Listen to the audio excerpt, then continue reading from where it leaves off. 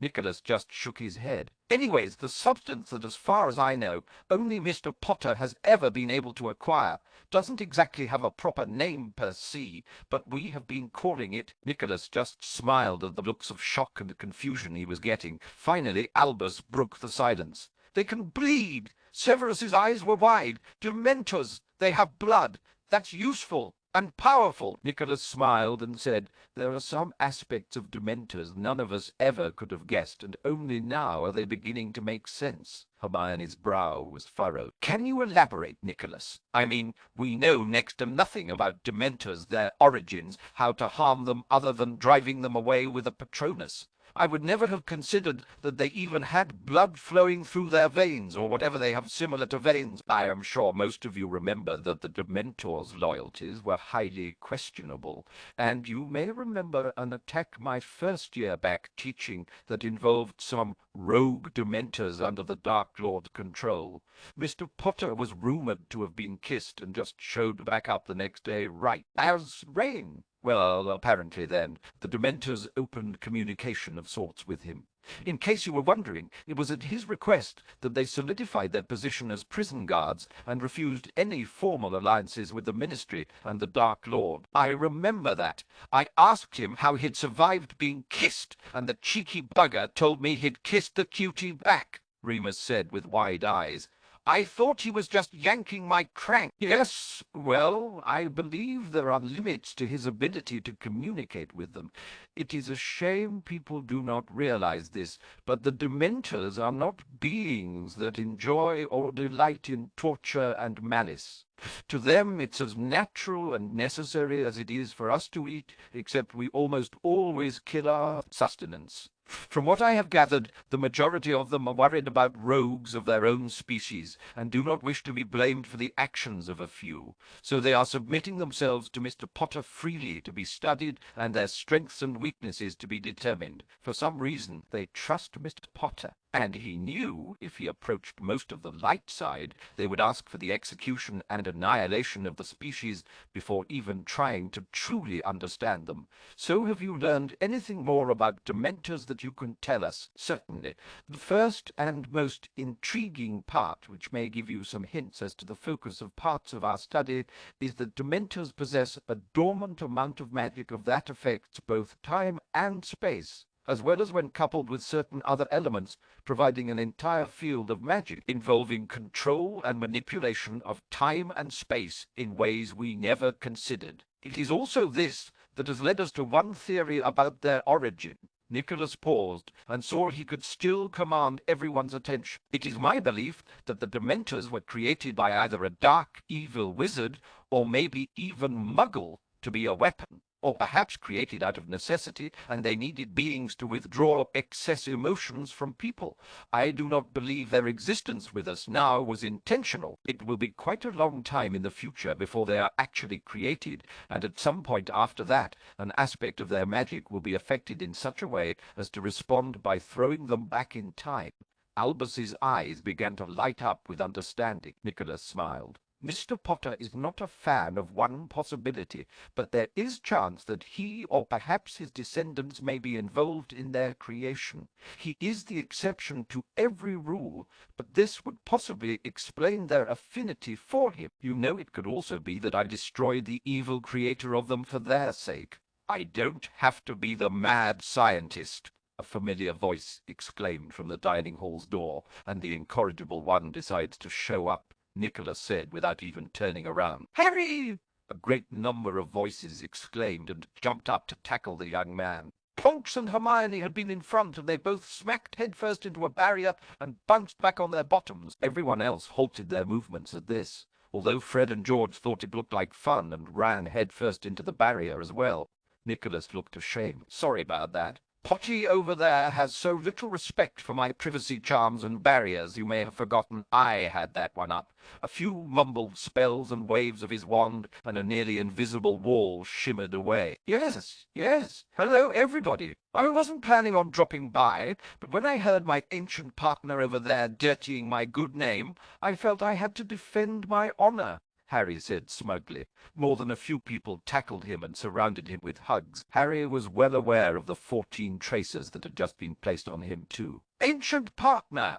An indignant Dada professor smirked. I'm still young enough to take you to task, oh cheeky one. And while I'm at it, you do realize cheeky is not a compliment. Maybe not in the Renaissance old-timer, but I appreciate it just the same. And take me to task? Is that a challenge? Nicholas smirked. I know you showed up to keep me from saying too much more, and I'd bet you came here to show off, as usual too. Harry grinned evilly. Think you can handle it? I'll even stick to only using defensive magic on you. Harry's evil grin widened, looking at all his friends. No promises on the rest of these miscreants. Nicholas looked at the others watching their byplay, wondering what would be happening. No offensive spells at me, or indirectly at me. Now you're just plain arrogant. Nicholas drew his wand and pushed everyone else away, and cleared a dueling area between himself and the cheeky brat, crashing their party. You're not even going to draw your wand, Harry smiled. Eventually, but first, I thought you'd be interested to see these. Harry put his hands together in front of him, palms facing each other, and slowly pulled his hands apart. It looked as though there was an invisible string between his palms, and hanging on the sagging string was approximately 24 small golden bands. Nicholas's eyes were wide. You got the rings working. Harry smiled. Yup, still needs some tweaking, but they do work. And I threw in a few extra tricks into them too. Nicholas had an idea of what was coming, but the rest of the order had just pulled up chairs and were sitting in a row waiting to watch the upcoming exhibition. Nicholas snapped into action and cast a numbing charm at Harry first. Harry was way too quick, and Nicholas thought there would be a good chance his first spell would be coming back at him, so he chose one he could counter immediately. Harry saw the spell speeding towards him and pulled his hands back from the rings, floating in front of him. He grabbed onto the leftmost ring with his right hand and the rightmost ring with his left hand, and whipped his hands across his body, sending all the rings careening forward into a variety of directions and locations. The spell went straight through the front ring and came flying out the ring above it, back in Nicholas's direction. Nicholas was able to easily dodge it. The Order wasn't sure what they were seeing, but all the rings Harry had just conjured all had settled into positions around the dueling area and were floating in space, except for two, which Harry held onto one in each hand. All the rings were now about a foot in diameter, and appeared as simply hollow, golden-coloured metal bands. Nicholas cast a strong shield onto himself, and threw a half-dozen sick-fast stunners straight towards Harry. 2 rings swooped down in the path of the spells, each one gobbling up 2 stunners. The rings closest to Nicholas tilted themselves to affect the angle that the stunners came screaming out of them straight back at Nicholas. He dodged the 4 stunners the rings had reflected back at him. Nicholas looked up and saw the last 2 stunners appeared to be bouncing back and forth between the 2 rings Harry was holding in front of him. It almost looked like a red lightsaber stretched across the rings Harry was holding.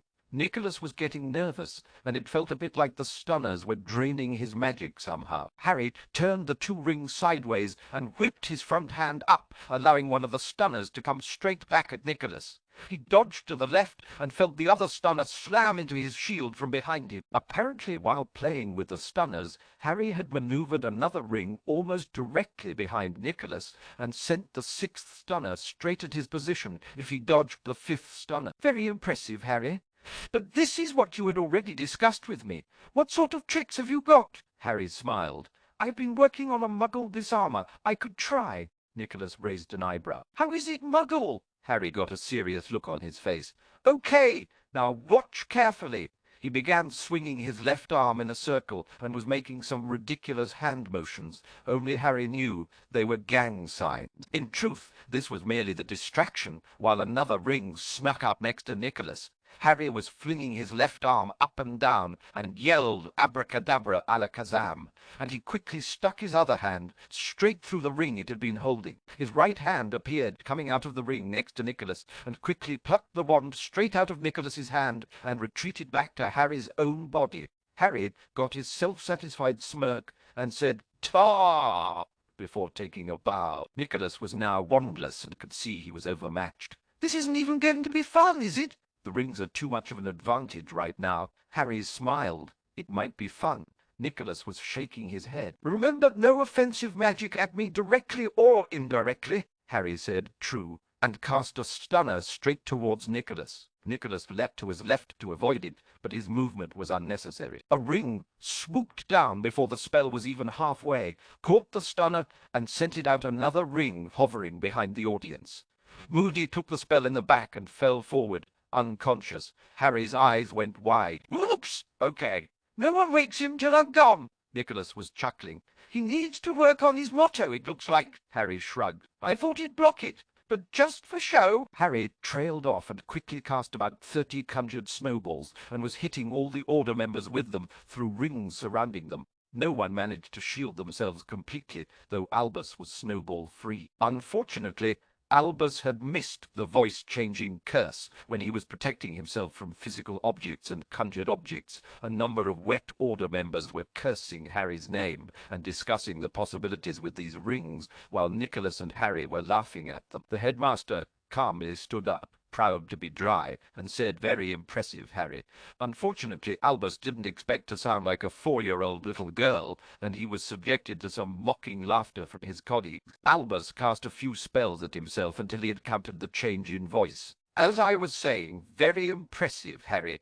Does this mean we are going to see you a lot more frequently? Harry just shrugged. Doubtful. I've got a number of things keeping me busy, and being a public figure is not one of them.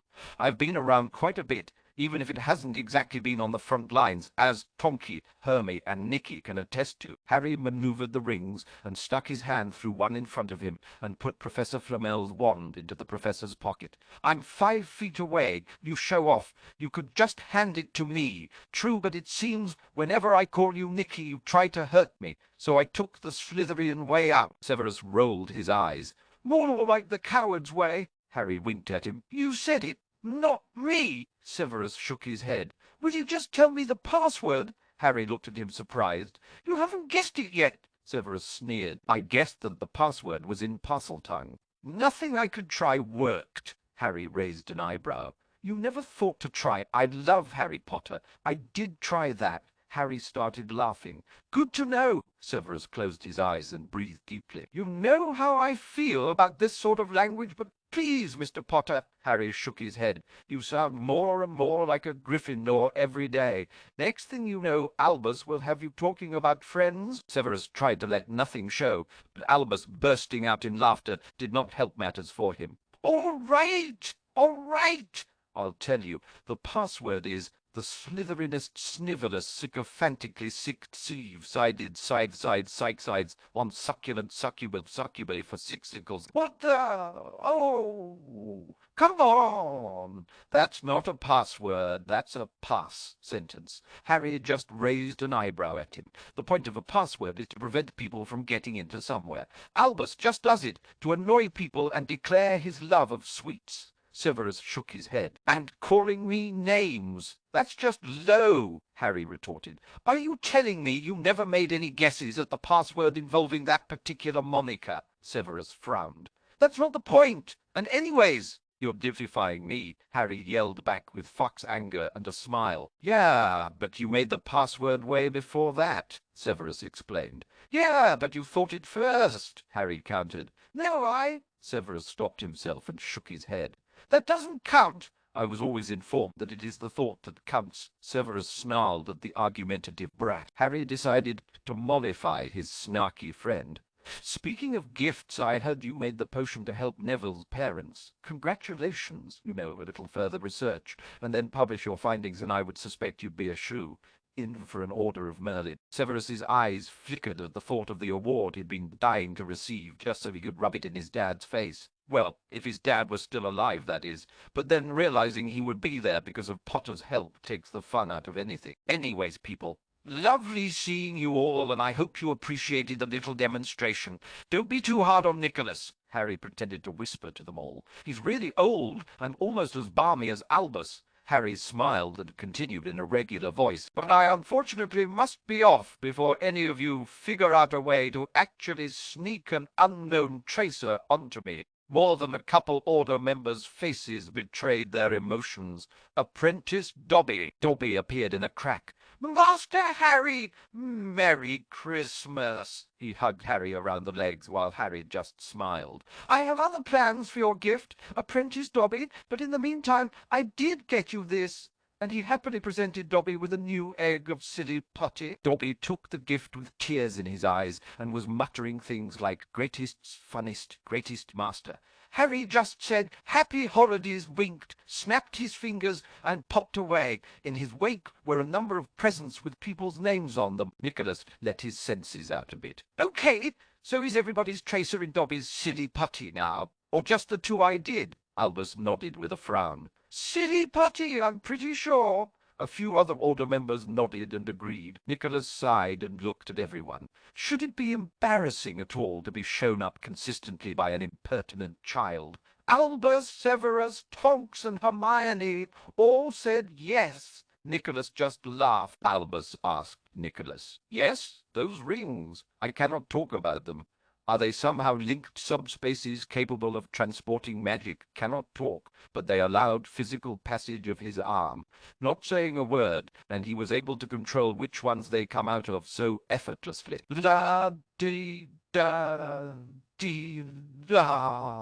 He could catch and re-aim a spell with just a thought. Flintstones, meet the Flintstones. I mean, you could theoretically catch a killing curse and substitute another ring in a... The headmaster bowed his head. Sorry.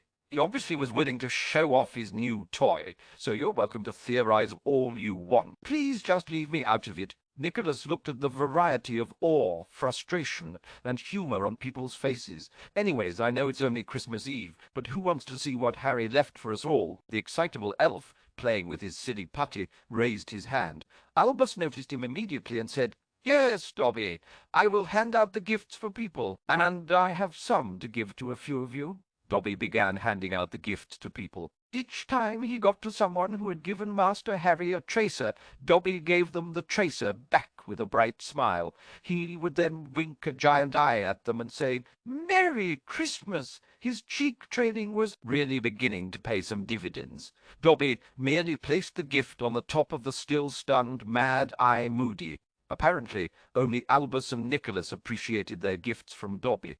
Nicholas even quickly conjured a rubber house-elf-sized pirate sword and gave it in return to Dobby, hugged his legs and cried. Hermione opened her gift and groaned out loud. She had received a muggle notepad titled Grocery List at the top of every page. More than a couple people were laughing. Tonks opened a large box and was a bit frustrated to have received her old telly, and it appeared it had been fixed since she threw it out the window. Albus didn't understand his gift at all. It took a brightly blushing Hermione almost 5 minutes to properly explain what Viagra was. Tonks eating a banana didn't help matters. Nicholas opened his box and pulled out a large golden ring. He was examining it. Everyone was watching him, wondering what would be on the other side of his ring. Nicholas took a deep breath and plunged his right arm into the ring. It only took a split second for Tonks to jump out of her seat. From on her seat, the rest of the order spotted another ring she apparently had been sitting on and a quickly retreating hand. Nicholas began to apologize.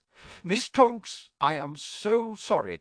I really should have known better with that cheeky brat. Tonks' heart rate calmed down significantly, and she started to feel safe again. No worries. Sorry if I scared you a bit there, too. Nicholas shook his head. No need to apologize to me. I'm just curious. He paused, wondering if this question might offend her. Why aren't you wearing any underwear? Tonks blushed as bad as Hermione had earlier and shrugged. Laundry day, Nicholas observed the young woman and made a suggestion. You know you can just use magic and clean them. Tonks's blush seemed to lessen when she responded. Look, I'll be frank. No, my dear. Don't be frank. Be curt. Go ahead. Nicholas interrupted her. Tonks' eyes visibly slowed down, and her thought process seemed to be grinding to a halt. Okay, like most people, when confused, turned to Hermione for help. Tonks looked over at Hermione and had a pleading look on her face. She just scowled and flipped Tonks off. This seemed to remind Tonks of what she was talking about. Anyways, as I was saying, Frank, Kurt, or Nicholas, I'm just not a good person if my breeches ain't snugly soft. Nicholas smiled like a proper dirty old man. Good to know. A few more people were beginning to dig into their presents when the school's resident healer called out from down the hallway. "Albus, are you in there?" She appeared to be on her way to the great hall. Nicholas had an idea. He turned to Albus and said, "Shh, watch this."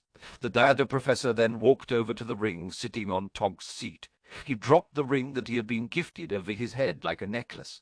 After he'd readjusted to looking at the world from a detached point of view, he used his body's hands and picked up the ring carrying his own head. He ran towards the entrance to the hall, yelling out, "Madame Pomfrey, I've had a little accident." The matron took one look at the headless professor and went completely pale. She completely collapsed in a dead faint when the detached head asked her, "Do you have a band?"